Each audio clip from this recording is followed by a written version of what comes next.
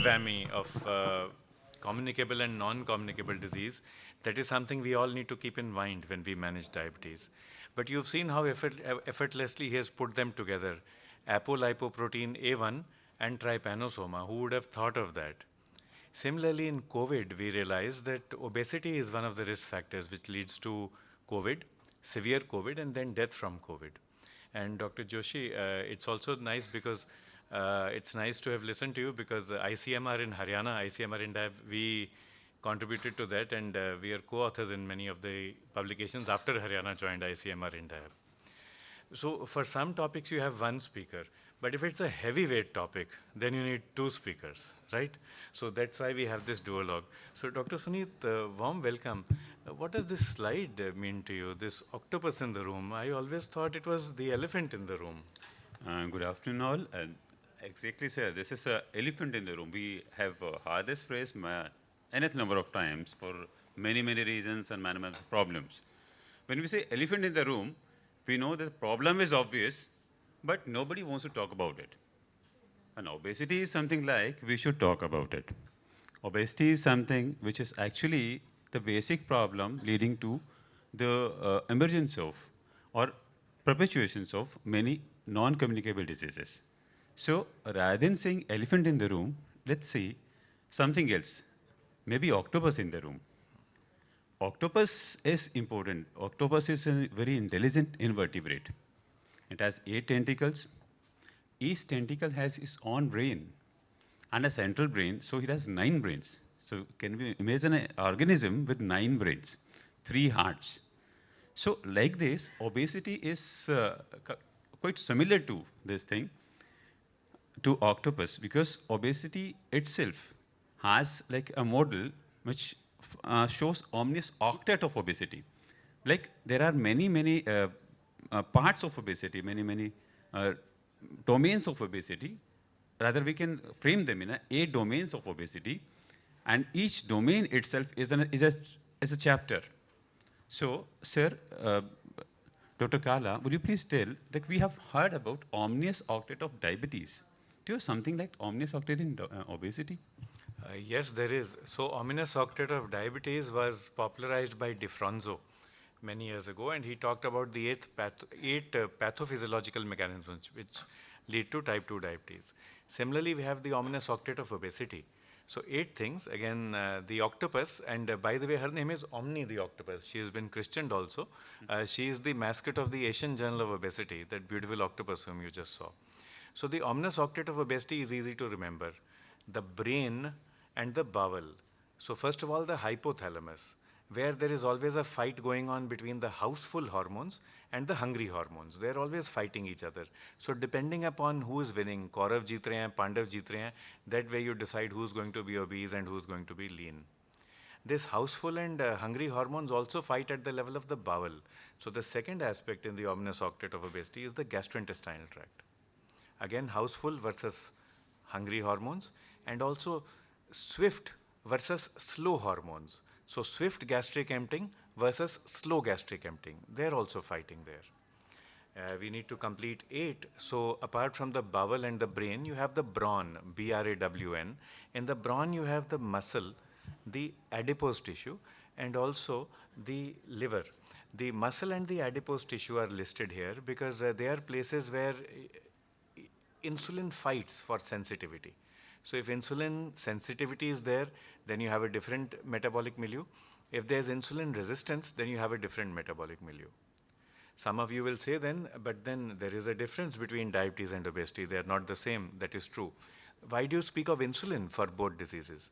The answer is that insulin has got mitogenic as well as metabolic effects. They are mediated through different pathways. If the metabolic pathways are okay, then you are euglycemic. But it is possible that there is insulin resistance. The metabolism is okay, but the mitogenic pathways are hyperactive. In mitogenic pathways, the extreme is that you get cancer. But before that, you will get something called maladaptive anabolism. And another term for maladaptive anabolism is obesity. So we've talked of 4, and then there are 4 other players: the adrenal gland, the thyroid gland, the gonads, And of course, the pancreas, we just spoke of insulin. So all these put together are the ominous octet of obesity, Dr. Suneet. So in obesity, if we look in an octopus way, so there are many reasons. So there are causes and confounders. And if we divide causes and confounders into two major categories, there may be biomedical cause or psychosocial cause. Among biomedical cause, four E's: endocrine dysfunction, extraneous limitations, means there may be osteoarthritis, patient is not able to move, he is having some sort of illness, he is having cardiac failure, he is not able to exercise, or maybe estate or inherited syndromes that can lead to obesity, or maybe endocrine disruptors, patient is on corticosteroids, maybe for rheumatoid arthritis, maybe for some other reasons, maybe interstitial lung disease. So that is causing obesity. So obesity is not simply like he is eating more and he is obese. There may be reasons. There may be psychosocial reasons. What are the psychosocial reasons? Maybe environmental reasons. Maybe some pollution is going on. Maybe we are using so much of plastic. So then there is emotional health. Patient is sad. Sadness can lead to both things. Can increase obesity. This can also cause weight loss. But this can be very, very important cause of obesity. For sadness, he may be on some kind of medications that can also lead to increased obesity. Then education and literacy levels. Patient is not ready to accept that he is obese. I तो कुछ खांदा ही नहीं sir. Patient is overweight. This is a common thing which we usually see in an adolescent coming to our obesity, and we are saying please control his diet. He is already obese. ये तो कुछ नहीं खांदा sir. So like this is education level. How do you accept things? How do you know how much you are literate? It's not only your graduate that you are educated. How much literacy actually you do have. Then economical and commercial determinants are there. We need some treatment. I need to go to gym. I have a stray dogs in my street. I cannot run in my street. I need to go to gym, but I don't have money to go to there. So there may be economic aspects which are actually preventing. Patient is having a day and night shifts. Person is not able to spare time for himself. Maybe he's working 2 times to earn the bread and butter for his family. So there are many aspects for obesity. So this slide, Omni the Octopus, reminds us that obesity is a multifaceted, a multifactorial syndrome. And you will not only have biomedical or endocrine causes, you will also have psychological, social, environmental causes. And when in community medicine, we learn about the biopsychosocial model of health, or now they call it the biopsychosocial-environmental model of health. Obesity is one disease which fits perfectly. But in the medicine clinic, and we have professors of medicine here, we always are taught to take a history first. Patient comes to you with fever or backache, you don't immediately prescribe a paracetamol or an ibuprofen. You first of all take a history, you try to find out the etiology. Sometimes we make this mistake in chronic disease. In type, if it is a fever, if it is backache or pain, we follow what we are taught in MBBS. But the moment it comes to chronic disease, ischemic heart disease, diabetes, obesity, then we go into spinal mode. I'll just write a medicine. I'll write glimepiride, metformin. Nothing can be worse than that. So whether you are in anesthesiology or in medicine or in any other sister specialty, the first thing is to find the etiology. And in obesity, the etiology will find in this way. What is the rate of metabolism? What is the food intake? What is the exercise? So 3 things: exercise, diet, and the body metabolism. You need to take a good history. You need to probe also, because patient may not give you the right history at the right time. So Dr. Suneet, in your OPD, sometimes have you seen patients telling you lies? Yeah, definitely, sir. In every OPD, we do see this. So do women tell you more lies, or do men lie more? Everyone. Everyone. So it's like, as sir said, obesity can be because of like he is having some slow metabolism. Slow metabolism comes by age, comes with age. Maybe it's maybe hormonal, maybe a difference in the male and females, can be genetic, can be because of some sort of medications. Patient is eating more. There may be like they're actually eating more. There may be some reasons. They're having some canteen in office and they don't have a time to prepare for lunch. And they're eating a lot. There may be eating fast food. So this may be a social reason, maybe some official reason for them to have. They're having daily parties, official parties, and they're having daily their dinner outside. Drinking is associated with overeating also. Again, the reason can be reduced physical activity. They're eating less, but they're not doing enough physical activity. Their work is, they're clerk in maybe in a bank, They're sitting round the clock. They cannot get up from the seat. The moment they get up from the seat, the people, the crowd sitting over there or standing over there, waiting over there, immediately shout, "Where are you going?" So that may be reason. So it's not simply that we say that patient is eating more, you're not doing anything. We really need to look into the cause. That was the major concern. And the causes, endocrine causes may be, sir, what are the main endocrine causes for increased obesity?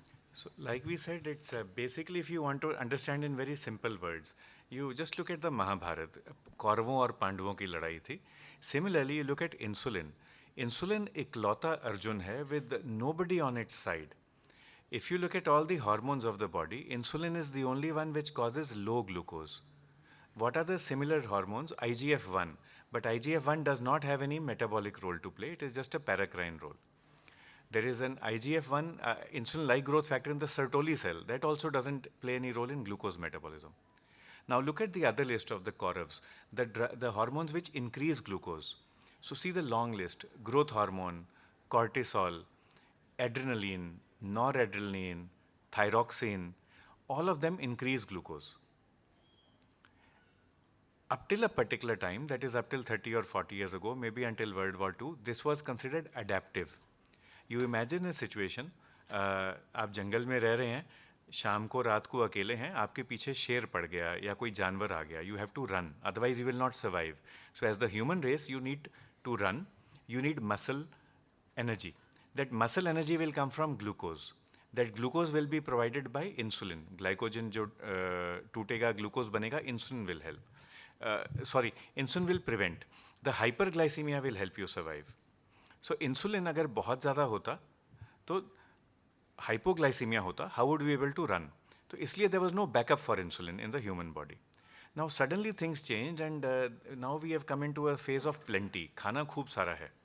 But our hormones have not changed, and because the hormones have not changed, now those adaptive hormones have become maladaptive.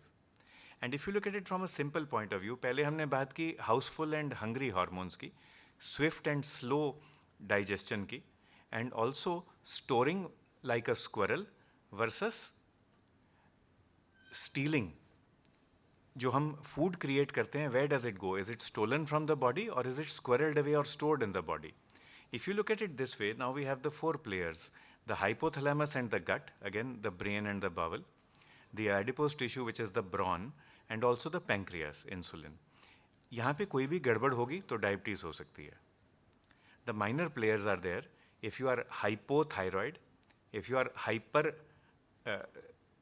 adrenal, that is Cushing's, or if the skeletal muscle is resistant to insulin, or if the liver is resistant to insulin, then again you can have obesity. So these are some of the common causes. But the point is, then there is a term called barophenotype. All obese people are not the same. Metabolic syndrome अलग दिखाई देता है, hypogonadism की obesity बिल्कुल अलग दिखाई देती है, hypothyroid वाली obesity बिल्कुल अलग दिखती है. This is called the barophenotype. But how do we calculate, Dr. Suneet? How do we measure in the OPD who is obese, who is not obese? The most basic thing is weight. We can weight, and patient having a weight of like 120 kg is definitely we can call him obese. 100 kg we can call him obese. The better way is body mass index.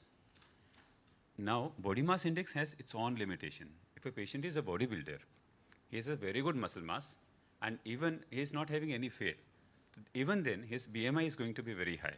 So BMI is not a very good marker of obesity in general. What else can be done? We can use a waist circumference. Waist hip ratio. Waist hip ratio is an excellent marker. Newer things are we have neck circumference. जितनी मोटी गर्दन होगी उतना ज़्यादा obesity का chances हैं. Any neck circumference more than 35 in males and more than 33 in females is showing obesity. Mid calf circumference, that is also important marker. So waist height ratios and body fat percentage. Now we have many automated machine which actually controls, calculates body fat percentage, and it's easy and doable kind of things. So they are the ways how we can really find out, quantify obesity. It's not we can say he's obese or he's not. He may be obese or he may not be obese. We have something like known as quantification for obesity. And body fat percentage you can measure with bioimpedance or with the DEXA. And we are very proud and happy that AIIMS Bathinda has got a DEXA machine now. You can use that to diagnose and screen for osteoporosis, but you can also do a body composition through that, and you can get the exact value, what our body fat percentage is. What are the normal values, Dr. Suneet, for waist hip ratio, for waist to height ratio, and waist circumference? So waist hip ratio for males and females is different. So for males, waist hip ratio should be less than 0.96, waist height ratio should be less than 0.56, and waist circumference should be less than 86 centimeter. And for females, a waist hip ratio should be less than 0.88, and waist to height ratio should be less than 0.54, and waist circumference should be less than 83. And lookingly, it looks like very simple kind of thing, but honestly, in our OPDs, probably we are not measuring all these parameters. It's easy practice, easy doable kind of thing, but we are not doing it. What we do is only weight. And sometimes we ask for height and automatically we have a BMI with us. But there are simple doable kind of parameters which can actually predict the cardiovascular health, the risk of developing pre-diabetes or diabetes, the chances of a pre-diabetic to going into a diabetes mode can be easily predicted by if we calculate these simple parameters, anthropometric parameters in our OPD. So, Dr. Kalra, why should we actually bother by obesity? Do we have something like there are consequences of obesity? In the Indian context, usually obesity is asymptomatic because patients feel happy. They don't feel they have a disease. They feel that they have a disease when it becomes too late. And these 8 M's, again, Omni the octopus reminds us that obesity is associated with and can lead to metabolic dysfunction, diabetes, dyslipidemia, musculoskeletal issues, sarcopenia, osteopenia, osteoporosis, arthritis as well. Medical and miasmic. So Dr. Joshi, for example, spoke about trypanosoma and apolipoprotein deficiency. But in COVID, we realized that obese people have lower immunity. So obese people are more prone to infections, severe infections, and poor outcomes of infections. Obese people also struggle with mood disorders. Mood can go up and down. There are different types of obesity. Ego syntonic obesity means I am happy with my weight. Ego dystonic, I am unhappy with my weight. And schizoid obesity means not that I have schizophrenia, but it means that my mood is really disturbed because of weight. So these mood issues also come in with the obesity. Women may face menstrual issues and difficulty in pregnancy. Men certainly do face masculine issues. We'll talk about that. And then mitogenic. Obesity is a mitogenic disorder because it leads to increased cancers. For those of us who still have to appear for exams, just remember 3 into 3. And this I learned from Professor Madhur Verma. So the 9 cancers associated with obesity are breast, ovary, uterus. So you remember the 3 ones for women. Then 3 in the upper GI, that is liver, gallbladder and pancreas, all 3 together. अब बाकी बचे 3, so that is the esophagus, the colorectal cancer, ऊपर and नीचे, and बीच में kidney. दोनों kidney, left kidney, right kidney, दोनों का cancer बढ़ता है with obesity. So remember the 9 cancers, mitogenic, and of course monetary. Dr. Suneet, if you were to buy a shirt for yourself and it cost maybe 1,000 rupees, the one for me that would cost 1,500 because they need more cloth, more stitching. तो monetary खर्चा भी बहुत आता है obesity का, बहुत गड़बड़ होती है. But beyond this, these are the classic M's. Any other aspects that come to your mind, Dr. Suneet, where you find patients coming and complaining, or you find doctors complaining, our colleagues complaining, doctor साहब आपने medicine OPD में मरीज को पतला नहीं किया, इसलिए हमें दिक्कत आ रही है एनेस्थीसिया में, ENT में या पल्मोनोलॉजी में. So there are other aspects like brain health. Dr. Kalra has already discussed. Maybe a patient is having a low mood all the times, or from the mood there are other reasons. It increases the chances of cerebrovascular accidents. So actually there is a problem with obesity.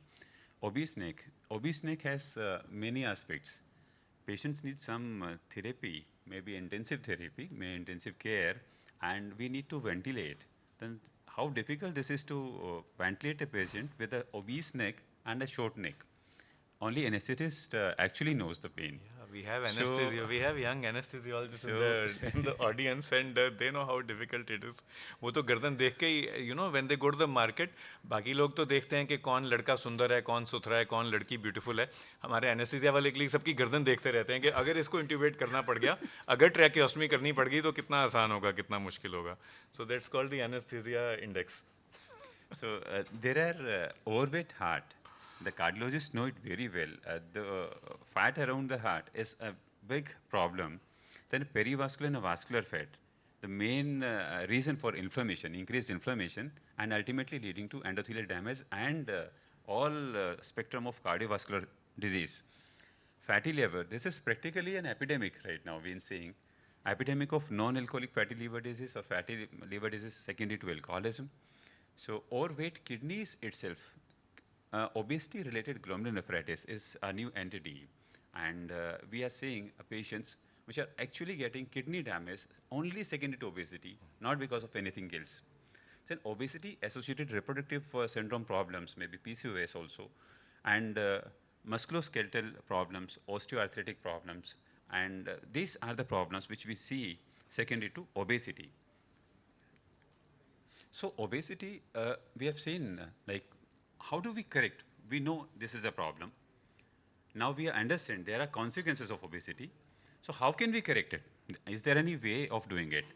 Classically, what we do is like any patient coming to our OPD, we say, "Come khao, thodi exercise karo." So there are non-pharmacological ways, but are they so easy?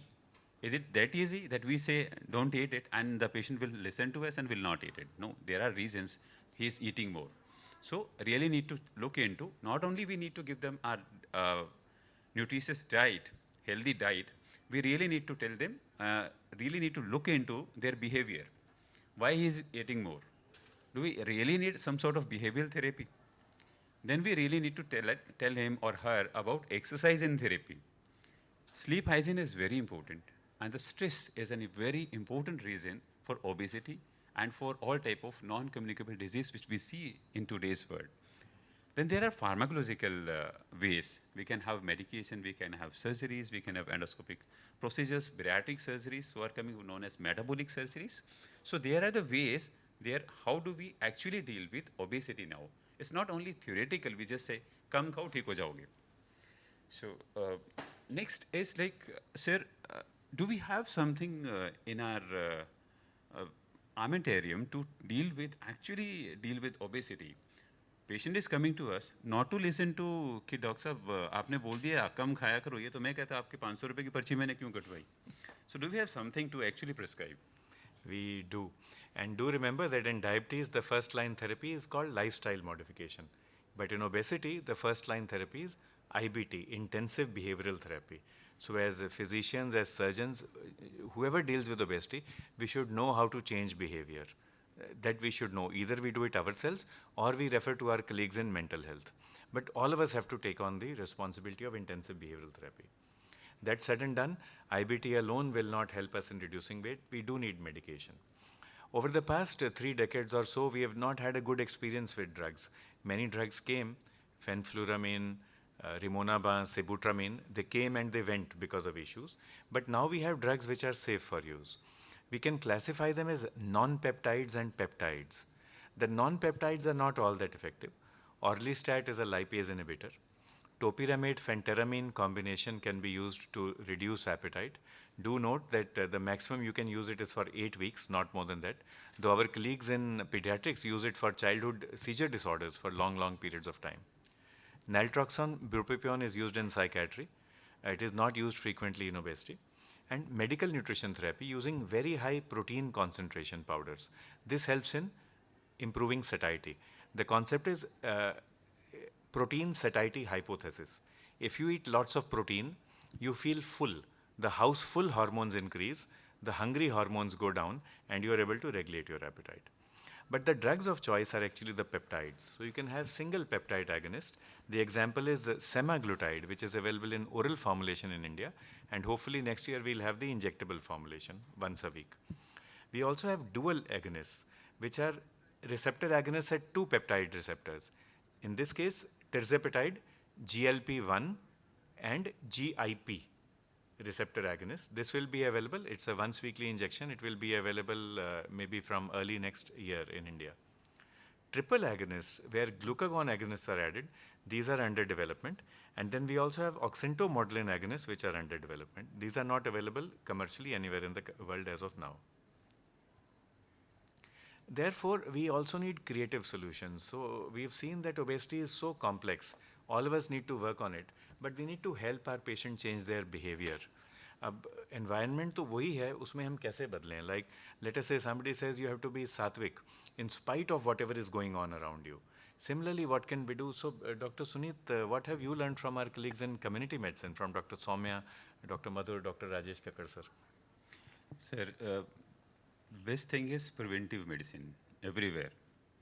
All type of non-communicable disease, they are best dealt by the ways preventive medicine people do. So if we don't eat much, we have a good exercise, so we can take care of at least two important things. We have a good lifestyle. We are able to maintain our sleep well in time.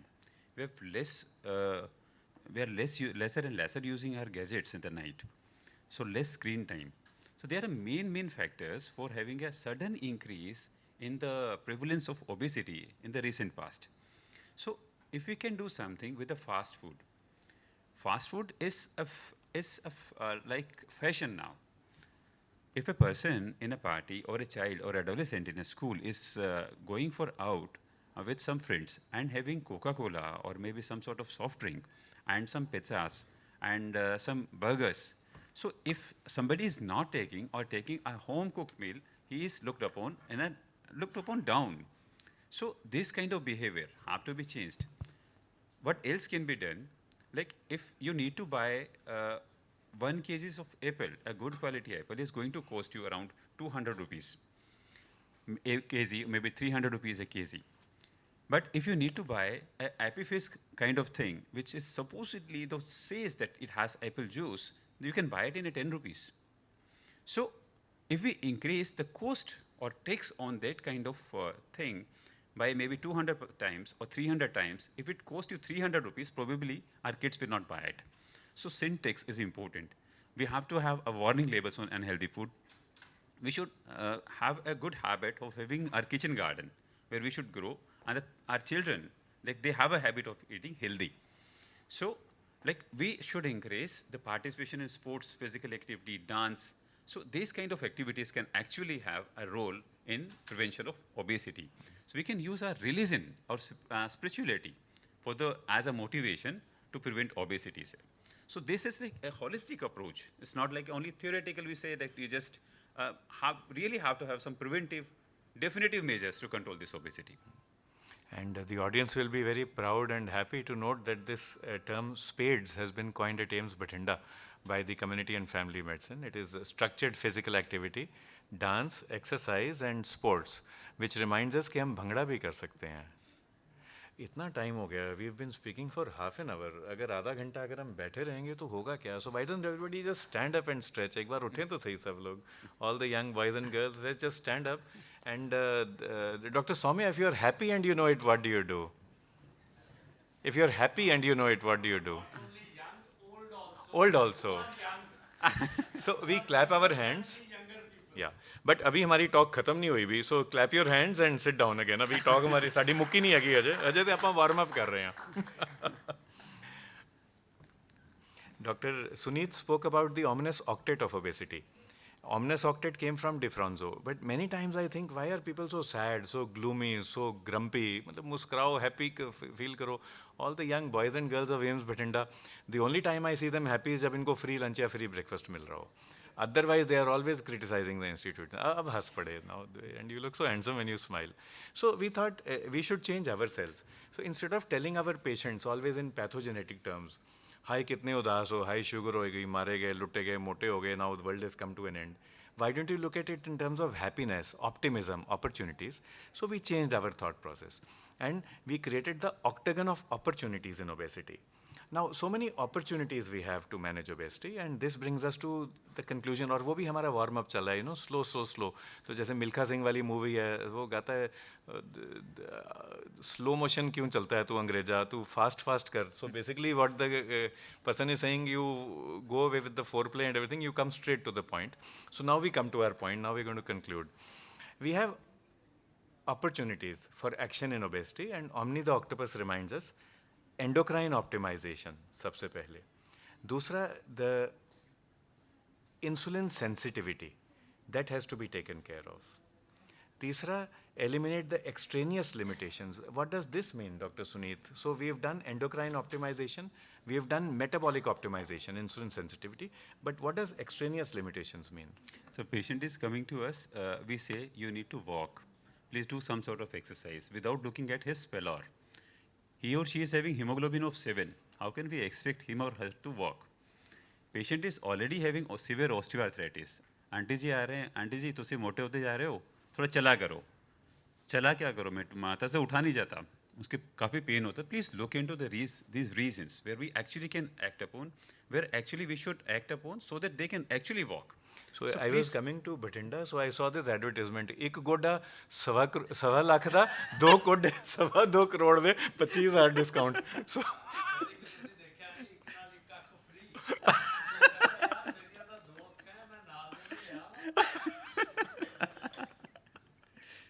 So there are the reasons. Actually, we should really eliminate these kind of extraneous limitations before we actually give some lecture to our patients. This will look as a lecture actually if we do not take care of these kind of limitations. So one is endocrine and metabolic optimization. The second is eliminate extraneous limitations. And if you cannot, like osteoarthritis, you can't fix it, you teach other exercises, maybe stationary cycling, maybe swimming, underwater exercises. So you do what is right for the patient. The third E would be early identification of syndromic obesity. Syndromic obesity we will classify as with developmental delay, without developmental delay. So our colleagues in pediatrics and community medicine again have a very important role to play. And the fourth would be to avoid endocrine disruptor drugs or endocrine disruptor chemicals. The plastics, the pesticides, the paints, even the telephone, that is also an endocrine disruptor and it increases obesity. These are biomedical issues. The psychosocial environment also offers opportunity to fight obesity. So you need to optimize the environment. We will request our colleagues from community medicine to speak about that later. You also need to ensure good emotional health, help in economic intervention or economic optimization, and then educate the public at large. So these 4 E's are there. But carry on with communication. If you were to list 8 specific messages that we should give to the community, what should they be, Dr. Suneet? The most important thing is like even the WHO now recognize obesity is a disease. It's not like ऐतो मोटा कोई नहीं है तो ठीक है, अपने तो घर में सारी मोटे. Obesity is a disease. There is nothing like healthy obese. Every person who is even a metabolically healthy right now is more prone to have some sort of NCDs in the future. So obesity is disease. We really need to convince ourselves, then we would be able to convince our patients. Then obesity is not a choice. चल कोई नहीं होने दे, की फ़र्क पैंदा है? नहीं फ़र्क पड़ता है. We must understand, we must tell our patient, फ़र्क पड़ता है. Obesity is much more than overeating or under-exercising. We have seen it in the last couple of minutes. It's not only कुछ खाता नहीं है या कुछ ज़्यादा खाता है या exercise नहीं करता. There are reasons. Obesity must be managed. There is nothing like छोड़ो obesity को इस वक्त तो शुगर की दवाई लिख के भेजता हूँ. Nothing like that. Obesity really may need or usually need medication. What if a person of diabetes is coming to us and we are saying यार तो मीठा बंद कर दे तेरी शुगर ठीक हो जानी. उससे तो शुगर ठीक नहीं होने वाली है उसकी. In majority of patients, they need some sort of medication, they need some sort of help. So similar is obesity. Obesity is a chronic illness, it's a chronic disease which needs a long term, a definite solution. So this definitely needs some medications, some safer medications. So till the time we were not having actually some sort of medications. Now with the advent of this GLP-1 receptor analogs and the era is opening up, or now the limitation is cost. Probably in the couple of months or maybe years, the patents is off of the most of the medications. We'll have some affordable drugs with us. obesity definitely needs long-term treatment. This needs a combined and concerned effort. I just keep on writing, do some physical activity is not going to work. Patient really need to work. Not only patient, his supporters, his family, his pocket, his employer or her employer actually have to work, and then only we can tackle this omnis octet of obesity in a supportive and in a positive manner. So, Yeah. do we have something like WHO says? WHO says, sir, there is a 4 into 4 NCD framework. So, what is this 4 into 4 NCD framework? Thanks, Dr. Suneet, for raising this point.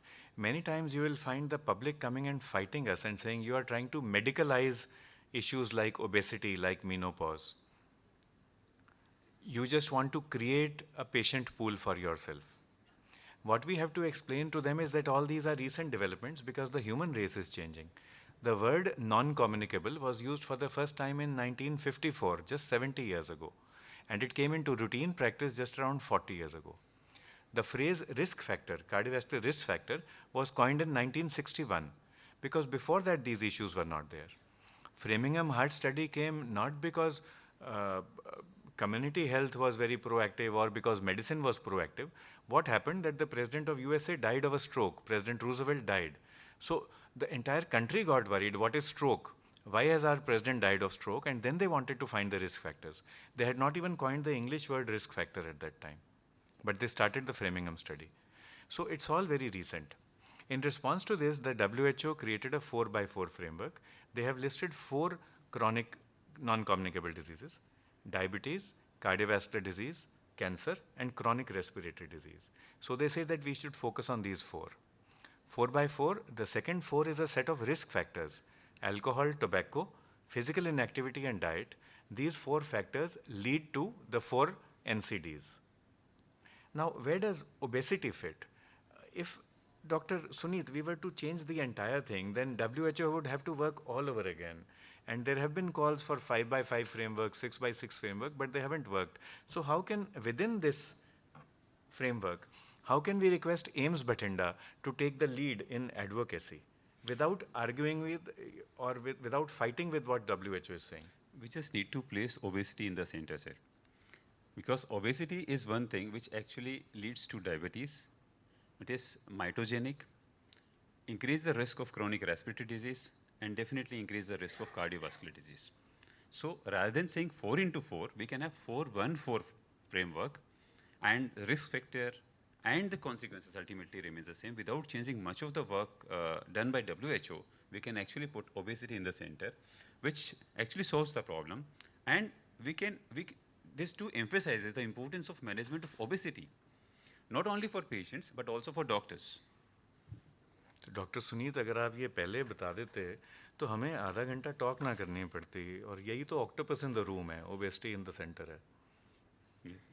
Let's ask the audience their opinion. हमें talk देने की ज़रूरत थी क्या? एक ही slide से काम ना चल जाता. With that, thank you everyone. Thank you so much, sir. Thank you.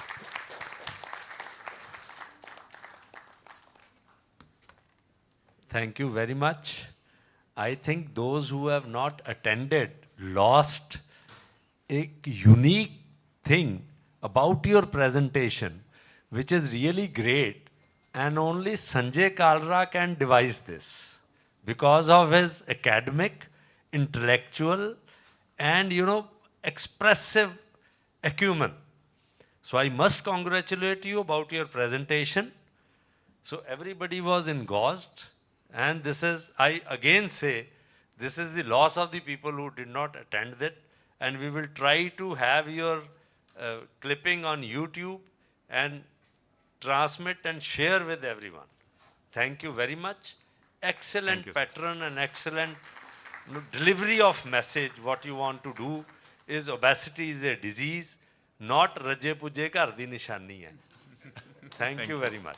Thank you, ji. Thank you. Thank you.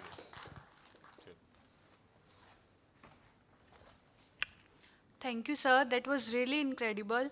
Now it's time